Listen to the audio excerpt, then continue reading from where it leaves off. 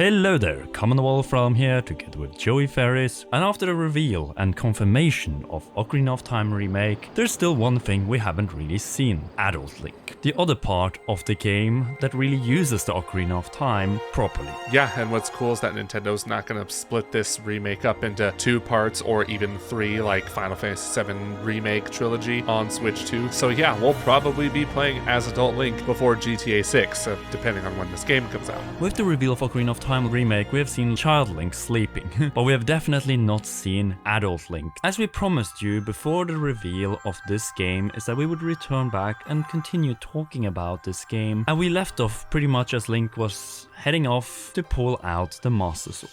And what happens then? He is frozen in place and grows up.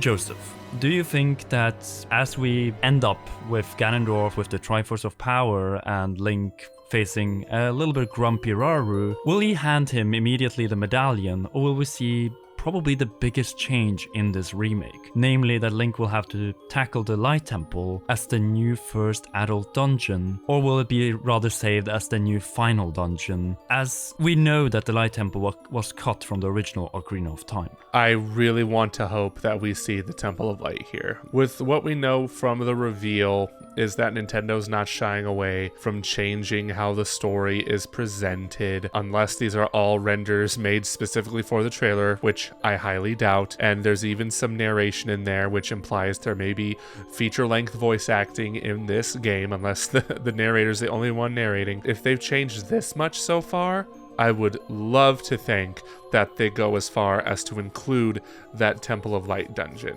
It adds something significantly more to the game's runtime that isn't padding. Even better if it's not even something they advertise, and then we find out the day we're playing the game. Yeah, because in many ways, probably would have been the best option. It's a way of getting Link to use the Master Sword right after becoming an adult, pretty much. It's the first trial set by Rauru, and then for overcoming this trial, you are handed the Light Medallion. It is a dangerous world out there, and having a first trial for the Master Sword would be very welcome. But of course there's the option of also having it when you get the Bow of Light, of course, at the very end of the game. There are 2 options here, and I feel like one is maybe slightly better than the other, because when it comes to pacing in Ocarina of Time, having this dungeon right away would probably be the best, and it would also be an amazing straight into action introduction for Adult Link, instead of stretching out the end section of the game. But after that, of course, after getting the light medallion, you're gonna end up meeting Sheik. And when it comes to when Link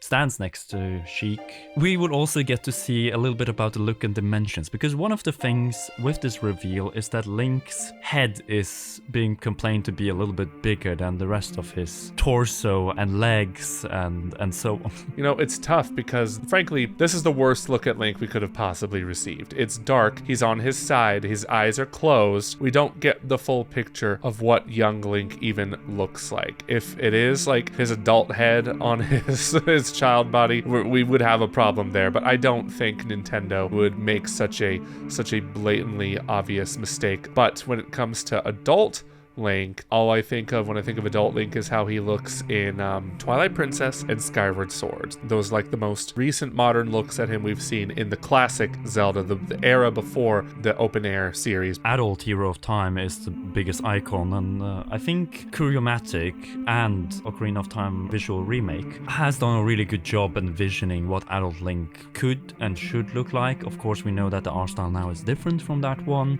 so there will definitely be changes here. But going for those proportions is something you don't mess with. We see him very closed up in the early sections of the adult game, but we also see him at a distance. Well, at least we did when Castle Town was just a background and the camera was pretty far away, but that is likely to change in a very terrifying right behind you camera look at ruined Castle Town as you exit the Temple of Time. This is going to be the real taste of the horror that awaits. I wonder what they're going to do here, because they have so much more opportunity to place cutscenes. Maybe Link opens the door from the Temple of Time, and then the camera takes a moment to just pan out and see all the damage that has been caused caused over the past 7 years. And I also kind of hope that they don't really show how that happens. Like, we don't need to see Hyrule get destroyed. We already saw that in Breath of the Wild. Exactly, and when you head out there and get through those redeads, we head out to the new main settlement, namely Kakariko, which was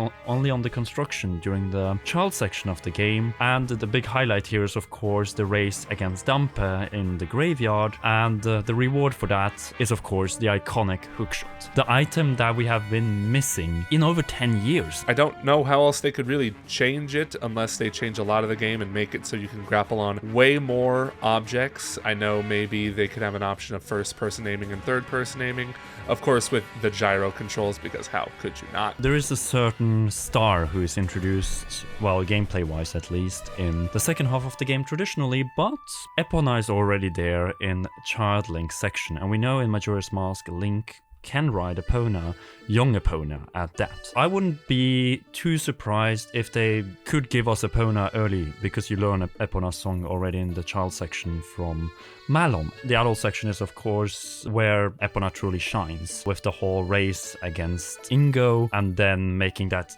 iconic leap over the fencing of Lon Lon Ranch. That is probably going to be the biggest moment outside of the Master Sword pool, not counting the final battle. Especially if she now can roam further around. Maybe she can go also east into Kakariko Village, Kokiri Forest, maybe even beyond Zora's River. But since we are on the topic of Kokiri Forest, obviously the path to the first dungeon is there. We all know that Ganondorf is not gonna let anyone who opposes him get easy away, and the Kokiri suffer. The home of Link is infested, he returns back, and he is not recognized as Link anymore. He is just seen as an adult because he grew up. He became big, as Navi put it.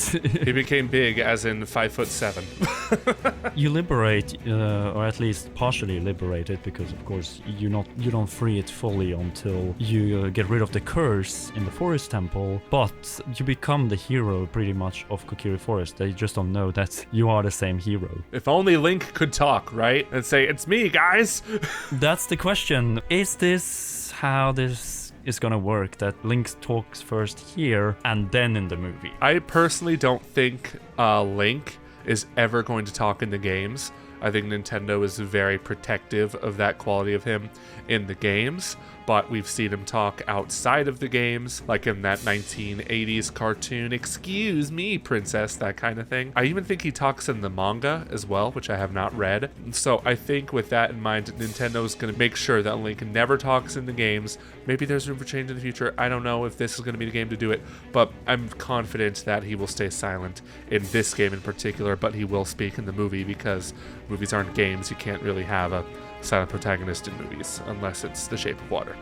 And just on that note, he should head out into the Lost Woods, and as Zeltic brought up, and I will actually play it right now, Lost Woods could change significantly. On that topic, I'm interested to see how they handle the Lost Woods in this. Because obviously in kind of pre-release footage and screenshots of Ocarina of Time, we know that the Lost Woods much more closely resembled the Lost Woods in Breath of the Wild and Tears of the Kingdom, kind of a bit more open. Perhaps because of maybe hardware issues or kind of some sort of issues during development. We got the Lost Woods of Ocarina of Time, which are a kind of strange maze where you walk through one of 3 or 4, I guess, tree trunks into another square room, and you need to learn the path, otherwise if you go through the wrong one, you end up back in the Kokiri Forest. I'm really interested how they handle the Lost Woods in this reimagining. I doubt they'll have the same kind of boxy rooms design. I wouldn't be surprised if it was more open. I think Breath of the Wild handled the getting lost mechanic quite well. There is a path through it, it's just kind of an invisible path, and if you stray off it, you appear at the entrance. But that's something that, yeah, now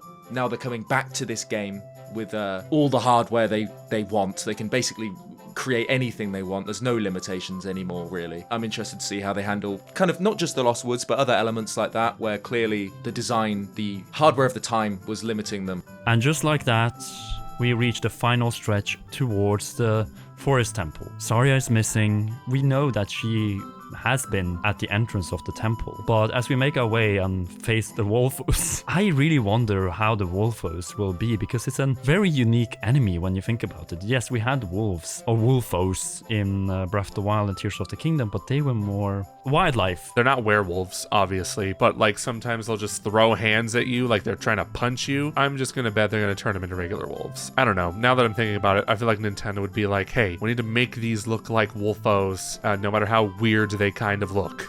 So we have the Club Moblin there, and he is blocking the path, and getting past him, there we are at the entrance to the Forest Temple. No Zarya. We learn Zarya's song in the child timeline. Instead, you have to point your hookshot, because that's why you get it. Otherwise, you're not getting inside. And boom, there it is. One of the best temples in Zelda history. We will dedicate a proper episode to the Forest Temple. So if you haven't already and don't want to miss any upcoming episodes of Inside Ocarina of Time Remake, be sure to leave a like, subscribe and press the notification bell. Last but not least, a big thanks to you for watching and to all our patreon.com/CommonRealm patrons. Special shoutouts go to our heroes.